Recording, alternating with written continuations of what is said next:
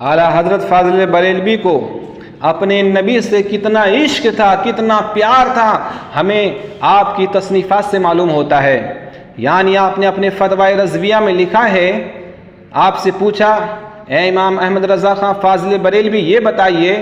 کہ نبی صلی اللہ علیہ وسلم کے نام نامی اسم گرامی محمد کے آگے صرف صاد لکھ دینا یہ کیسا ہے؟ تو آپ نے،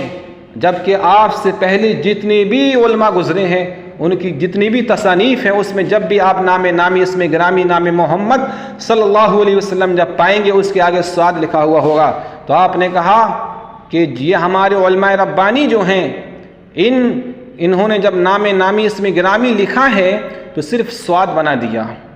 لیکن یہ امام احمد رضا خان فاضل بریلوی کہتا ہے، عشق رسول کی بنا پر کہتا ہے کہ جب تم پوری کتابیں لکھ دیتے ہو، جب تم کوئی کتاب لکھتے ہو تو اس میں اپنا قول پورا نقل کر دیتے ہو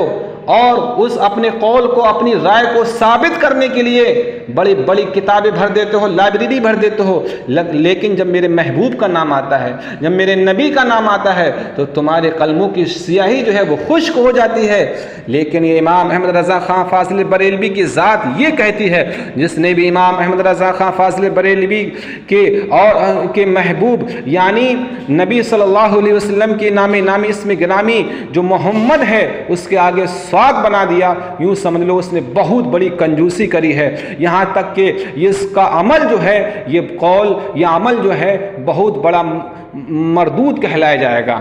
اور آپ نے کہا کوئی بھی عالم جو ہے جب میرے نبی کا نام نامی اسم گرامی لکھے تو وہ کبھی صاد نہ بنائے بلکہ صلی اللہ علیہ وسلم کی شارٹ فارم نہیں فل فارم لکھے، صلی اللہ علیہ وسلم لکھے۔ یہ آپ کا عشق رسول تھا، اسی بنا پر آپ نے کہہ دیا، ورنہ تو اکثر علماء یہی کرتے تھے کہ اسم گرامی کے آگے صرف شارٹ میں صاد لکھ دیا کرتے تھے۔ لیکن میرے رضا نے کہا کہ لیکن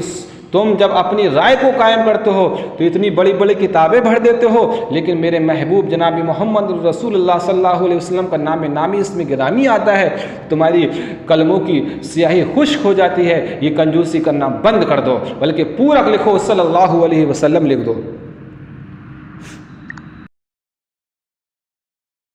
فتویٰ رضویہ کو اتنی زیادہ مقبولیت حاصل ہوئی کہ جتنے بھی 57 ممالک ہیں، اسلامی 57 کنٹری ہیں، ان 57 کنٹری میں جتنے بھی مفتیان اکرام ہیں جو سنی ہیں، ٹنی نہیں ہیں، جو سنی ہیں، ان سے جو کوئی عوام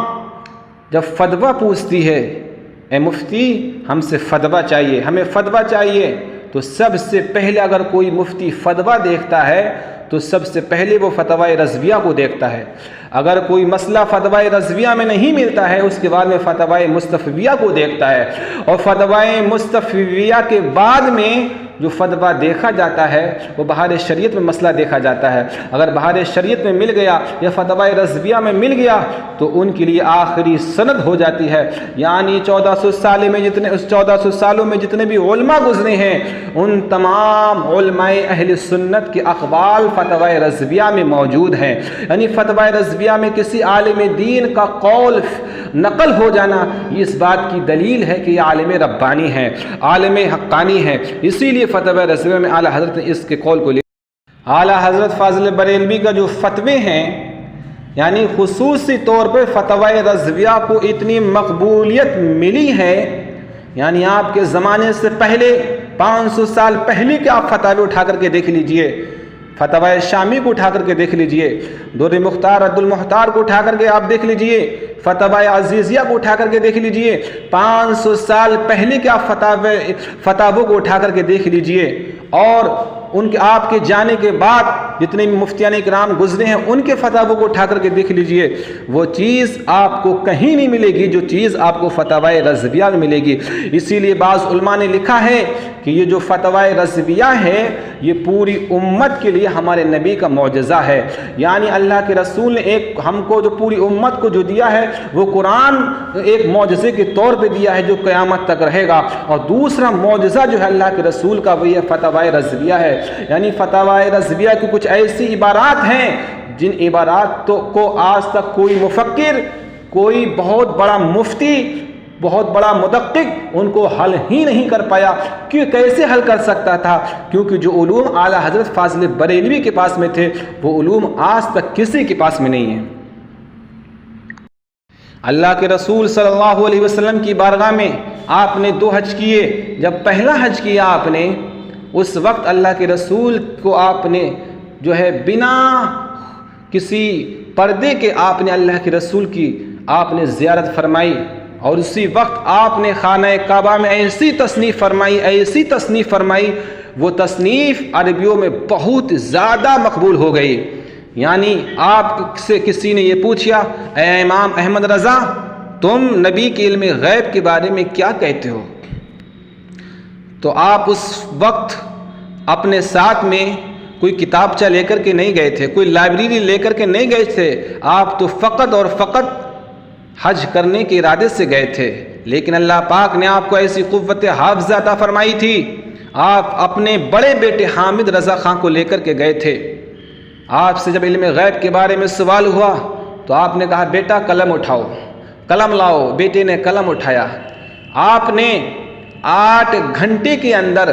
کم و بیش 150 آیتیں جو آپ کے ذہن میں تھی ان کو لیا، اور کم و بیش 300 احادیث مبارکہ جو آپ کے ذہن میں تھی ان کو لیا، کم و بیش 1500 علماء متقدمین اور متاخرین کے اقوال کو لیا، اور آپ نے ایک الدولۃ المکیہ کی صورت میں ایک بہت پائیدار آپ نے تصنیف پوری امت کو عطا کر دی، اور اس کا نام الدولۃ المکیہ رکھ دیا. یہاں تک کہ جب وہ کتاب علماء حرمین شریفین کی بارگاہ میں پیش ہوئی تو اس میں جو یاسین مصری تھے انہوں نے یہ لکھ دیا کہ اگر امام احمد رضا خان فاضل بریلوی کی ذات کو میں پاتا تو میں ان کے تلووں کا دھوبن پی جاتا. اعلیٰ حضرت فاضل بریلوی کی دیوان کی ہمیں مقبولیت اس بات سے پتہ چلتی ہے کہ آپ نے جو بھی کلام لکھا وہ تمام کلاموں میں لاجواب،